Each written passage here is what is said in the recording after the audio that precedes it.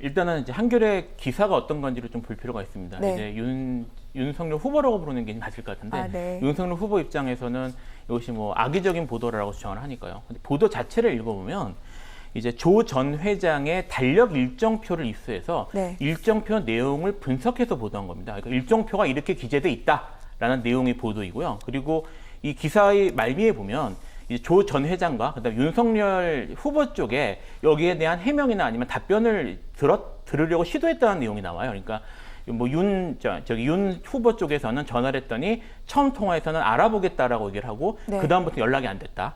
그다음에 조 전 회장 쪽은 아예 문자나 이런 거 해도 네. 연락이 안 되고 전화 통화가 안 됐다고 얘기를 하거든요. 그러니까 이 내용을 분석하고 나서 이 분석에 대해서 해명까지 추가해서 보도를 하려고 시도했다는 점에서 적어도 취재윤리라는 측면에서는 한겨레의 보도가 문제가 있다고 보기는 좀 어려울 것 같고요.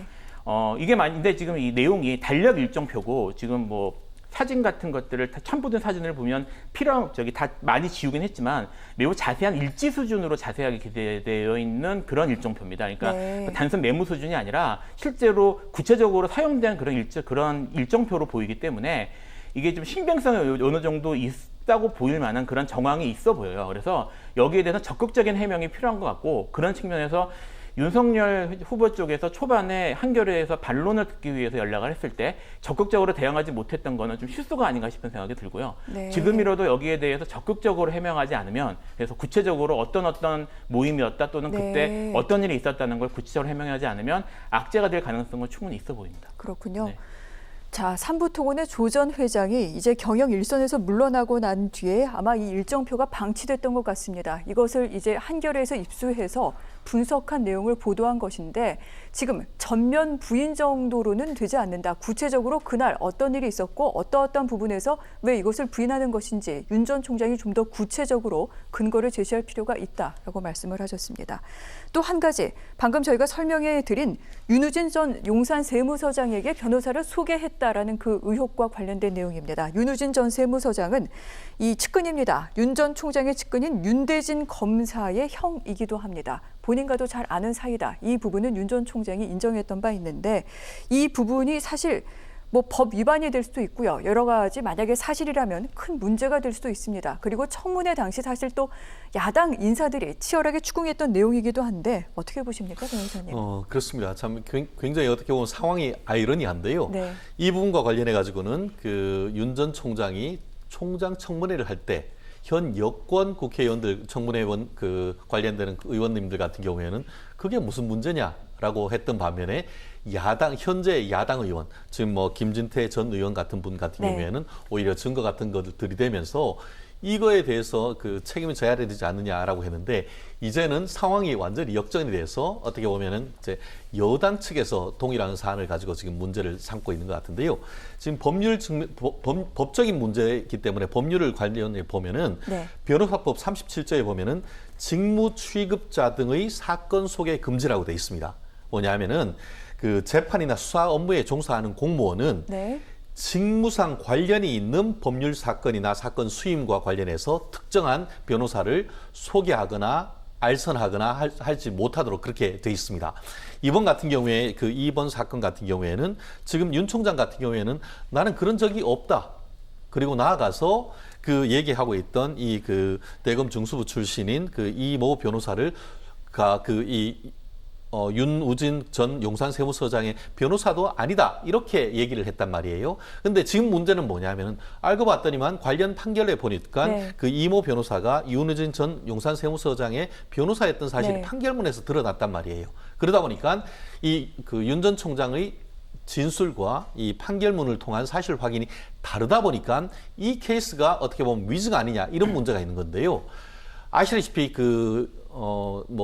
구체적인 사안은 좀 더 살펴봐야 되겠습니다만 이 위증에 있어서 이 위증이 되기 네. 위해서는 기억에 반해서 해야 되는 겁니다. 그런데 지금 윤 전 총장 같은 경우에는 그런 적이 없다라는 것은 내 기억에는 전혀 그 사람이 소개시켜 준 적도 없고 내가 적어도 아는 그 이모 변호사가 윤우진 용산 세무서장의 변호사도 아닌 것으로 알고 있다. 그렇게 확신하고 있다고 하면은 그것이 적어도 법적으로는 위증죄가 사실 네. 성립될 수는 없는 거예요. 그런데 과연 기억에 반해서 그런 진술이나 증언을 했는지 이 문제가 성립되고 지금 문제가 되고 있는데 말씀드린 것처럼 이미 그 기존 윤 전 총장의 청문회에서는 사실 문제가 없다라고 해서 넘어가는 그 문제인데 지금 거꾸로 지금 어떻게 보면은 그 언론에서 문제를 삼고 있어서 과연 그것이 기억에 반해서 그와 같은 위증을 했는지 네. 그 부분이 지금 쟁점인데 사실 그것을 입증하는 것은 현실적으로 굉장히 어렵습니다. 다만 그럼에도 불구하고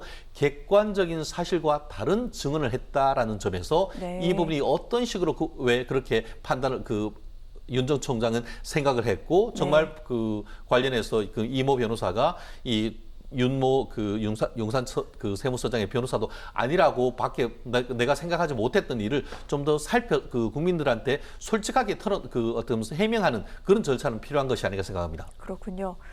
청문회 때는 넘어갈 수가 있습니다. 하지만 이제는 대권을 향해 가고 있는 중이기 때문에 여러 가지 제기된 의혹에 대해서 소상하게 어떻게 된 사유였는지 그리고 어쩌면은 기억에서 왜 이 부분을 지워지게 됐는지 이런 부분들에 대해서는 국민들에게 소상하게 밝힐 필요가 있다. 이 부분에 대해서 짚어주신 것 같습니다.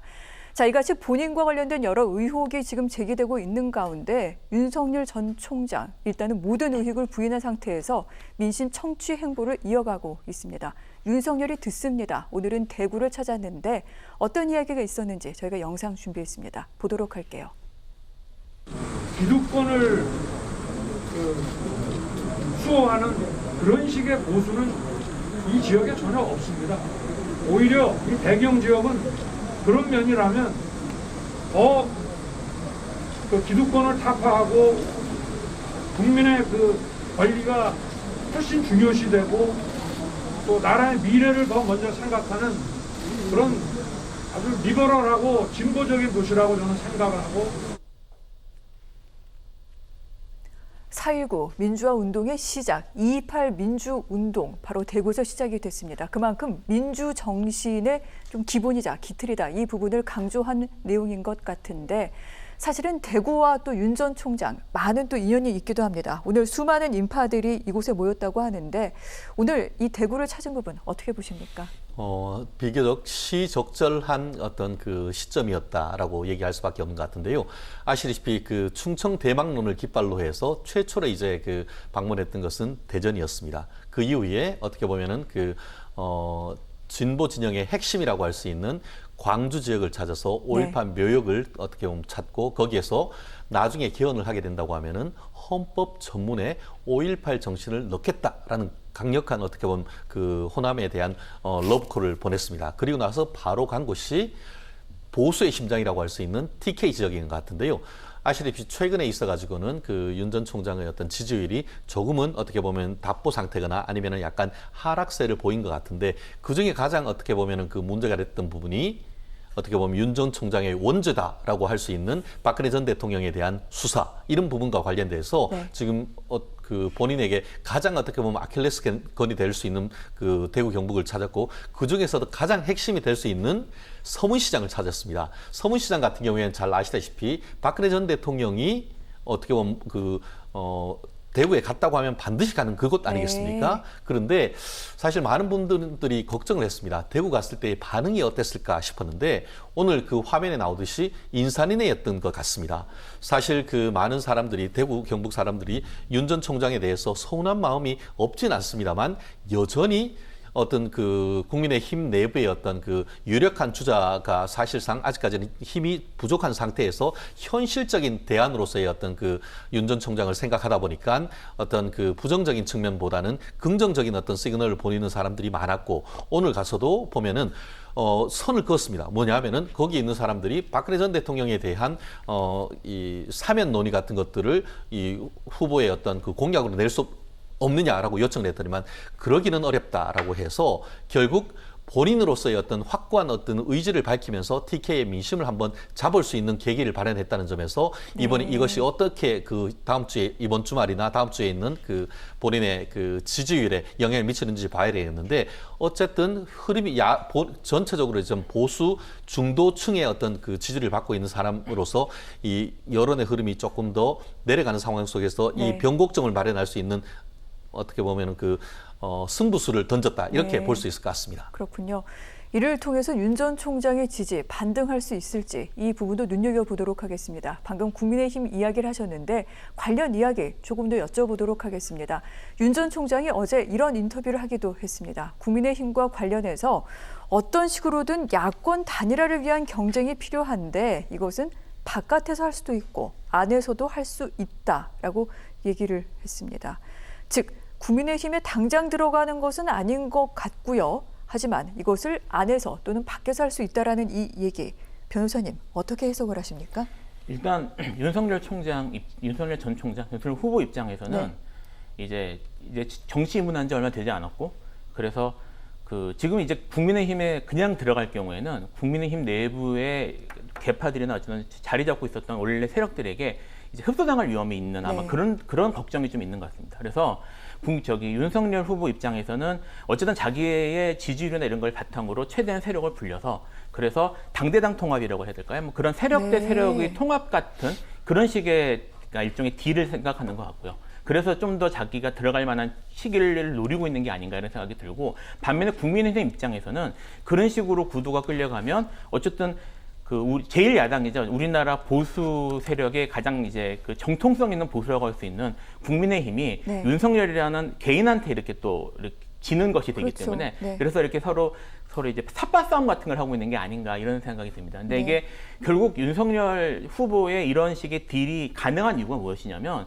지지율이 어쨌든 받쳐주고 있고, 현재 지금 대선의 주요 후보들 중에서 대선 나올 주요 후보 중에서 지지율이 가장 높기 때문에 가능한 것이거든요. 그래서 앞으로 지지율의 추이가 어떻게 되냐에 따라서 이제 윤석열 후보하고 국힘하고의 선택지가 달라지지 않을까 이런 생각이 좀 듭니다. 앞으로 어떻게 될까요, 변호사님 그렇다면? 뭐 사실 지금 현재로서는 전망하기는 좀 어렵긴 합니다만, 좀 최재형 변호사님께서 말씀하신 것처럼 현재 좀 윤석열 후보의 지지율이 좀 답보 상태에 있고 지금 넘어야 될 문제나 이런 것들에 대해서 충분히 효율적으로 대응하고 있다는 생각은 사실 좀 안 들거든요. 그러니까 기본적인 대응 방식이 전면 부인하는 또는 무시하는 식의 전략을 취하고 있는데, 그렇게 해결되기 어려운 사안들도 좀 그러고 있는 것 같아서 이 점에 있어서 좀 현명하게 이렇게 대응하지 못하면 국힘 쪽으로 결국은 주도권이 넘어가게 될 수밖에 없지 않을까. 왜냐하면 국힘이 어쨌든 기본적으로는 기득권이기 때문에 이쪽에서, 그래서 윤석열 전 총장이 원하는 쪽으로 흘러가기 위해서는 좀 더 이렇게 정치적으로 현명한 그런 판단이 필요한 게 아닌가 이런 생각이 좀 듭니다. 그렇군요. 국민의힘은요, 최재형 전 감사원장이 전격적으로 입당을 하면서 지금 플랜 B로 떠오르고 있습니다. 이런 가운데 지도부에서는 당내 대권 주자들을 돕는 것을 허락한다라고 얘기를 하면서 반대로는 당외 주자 돕지 말아라. 지금 이렇게 윤석열 전 총장 측을 압박하고 있는 중인데 어떻게 전개가 될까요? 지금 이준석 대표가 비빔밥은 거의 다 완성됐다. 이제 남은 거는 뭐 시금치하고 당근 정도인데 시금치 당근은 없다고 이 비빔밥이 안 되는 것은 아니다. 이렇게 평가를 해서 듣는 윤석열 전 총장 입장에서는 좀 서운할 수밖에 없는 그런 얘기인데요. 당근 시금치가 한마디로 됐군요. 사각론에 좀 더 포커스를 두는 것 같습니다. 네. 어쨌든 지금 이준석 대표가 지금 당 대표가 된 지 한 달이 지나면서 생각보다 많은 어떤 신입 젊은 층의 어떤 호응을 얻고, 최근에 나는 국대다라는 것도 어떻게 보면은 여당의 어떤 대선 후보를 위한 예비 경선보다도 더 높은 시청률을 보냈기 때문에 지금으로서는 바깥을 보기보다는 내부적으로 다지는 데 포커스를 두고, 그것을 통해서 그것을 지렛대로 해서 외곽에서 아웃복싱을 하는 윤석열 총장도 얼른 타라 하는 그런 메시지를 저는 보냈다라고 생각을 하는데요. 이준석 대표 같은 경우에는 이렇게 이준석 대표의 어떤 최근의 언급을 보면은 본인의 판단과는 윤석열 전 총장과 이 최재형 감사원장의 판단이 좀 달랐던 것 같습니다. 무슨 말씀이냐 하면은 최초에 지금 이준석 대표가 윤석열 전 총장을 만나고 온 반응은 뭐냐면은 머지않은 장래에 윤석열 총장이 이 국민의힘의 버스에 탈 것이다라고 나름대로 어떤 낙관적인 생각을 했던 반면에, 결과는 지금 윤석열 총장 같은 경우에는 현재로서는 조금 선을 긋고 있는 것이고, 지금 그 반면에 우리 최재형 감사원장 같은 경우에는 이 대표가 뭐라고 했냐면은 만나기 전에 설마 입당할까라고 생각을 했다고 이렇게 얘기를 했습니다. 그런데 갑자기 그 자리에서 바로 입당을 했지 않습니까? 그러다 보니까 본인이 생각했던 거와는 조금 다른 어떤 현상이 나와서 지금으로서는 특히 이제 최재형 감사원장 같은 경우에는 그 도전적이다라고 하면서 바로 이 그 국민의힘 버스에 올라타는 반면에 이 그 윤석열 총장 같은 경우에는 어떻게 보면은 지금 이 무렵에 이 버스를 탈 수도 있었는데 최재형 감사원장이 갑자기 어떻게 보면은 그 국민의힘호를 탐으로써 상당히 어떻게 보면 어떻게 뭐 서로 경쟁력이 좀 약간 그 서로 엇갈리는 그런 부분이어서 약간 시기를 놓친 그런 부분이 있어서 이런 상황 속에서 어떤 식으로 지금 이준석 대표가 윤석열 그 후보까지 이렇게 껴안아서 갈 수 있느냐, 이것이 하나의 시험대에 올랐다고 볼 수 있는데, 적어도 지금은 당분간 뭐 그것이 한 주가 될지 두 주가 될지는 모르겠습니다만 여전히 이 버스는 살살 가면서 윤석열 후보도 탈 수 있는 그런 리더십이 발휘해야 될 그런 시험대에 올랐다, 저는 그렇게 봅니다. 네, 그렇군요. 시험대에 올랐다. 한 1, 2주 정도는 두고 볼 필요가 있다. 이 말씀까지 듣도록 하겠습니다.